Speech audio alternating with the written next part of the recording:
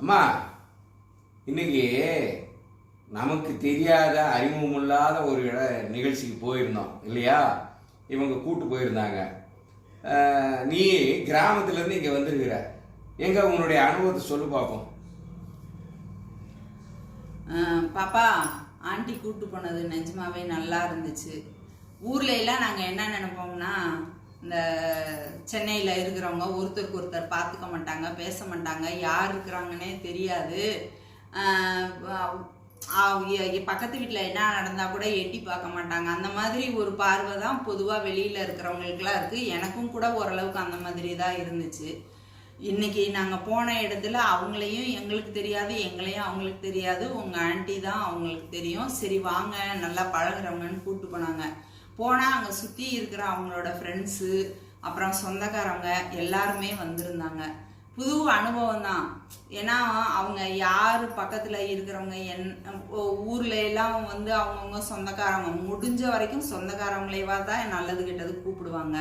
இது வந்து பக்கத்தில் இருக்கிறவங்க எல்லாரும் உறவினருங்கிற ஒரு குடையின் கீழே இருந்த மாதிரி எல்லா பேரும் வந்திருந்தாங்க. யாரு யாருங்கிறதெல்லாம் யாரு யாருன்னே தெரியல. ஒருத்தருக்கு ஒருத்தர் இவங்களே ஆண்டி போனாங்கல்ல, போனதுமே உடனே அங்க கோலம் போடாம இருந்தாங்க. இவங்க கோலம் போட ஆரம்பிச்சாங்க. உடனே கூட அங்க இருந்த சொந்தக்காரங்களோ நண்பர்களோ, ஏன்னா எனக்கு யாரையும் தெரியாது, உடனே இவங்க கோலம் போட்டதுமே கலர் அடிச்சாங்க. ஒரு 2-3 பேர் சேர்ந்து பெரிய கோலம் 2 பக்கமும் போட்டு எல்லாரும் சேர்ந்து அது ஒரு மாதிரி சந்தோஷமா நல்லா இருந்துச்சு. அதாவது நம்ம நகர்ப்புறத்துல இந்த மாதிரியும் ஒரு பகுதி மக்கள் இருக்கிறாங்க. அந்த அபார்ட்மெண்ட்டுக்குள்ளார ஒருத்தருக்கு ஒருத்தர் இருக்கிறவங்க தான் அது பயமா தயக்கமா பழகிறதுக்கு என்னங்கிறது தெரியல. ஏன்னா அபார்ட்மெண்ட்ல இருந்த வீடுங்களுக்கும் போயிருக்கிறோம்ல, அங்க யாருமே தெரியாம தான் இருக்காங்க. இந்த மாதிரி ஒரு இடத்துல கொஞ்சம் தனியா இருக்கும்போது அது ஒரு நல்ல அனுபவமா இருக்கு. நகர்ப்புறத்தை பத்தினா ஒரு மறுபார்வையா இருக்கு. நம்மளுக்கு ஏற்கனவே எப்படின்னா, திண்டுக்கல்ல இருந்து ராணிப்பேட்டையில போயிருந்தோம் இல்லையா? அங்க நமக்கு யாரு ஊர்க்காரங்க இதெல்லாம் இல்லை.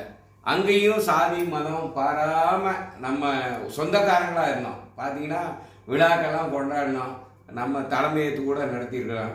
இது எல்லாம் பார்த்து தான் நம்ம பிள்ளைங்க வந்து 4 இடத்துல போய் பழகிறதுக்கு செய்யறதுக்கும் அவங்க வெற்றி பெறுவதற்கும் அது காரணமா இருந்துச்சு.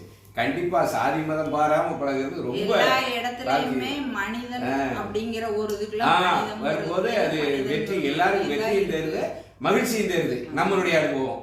நன்றி, வணக்கம்.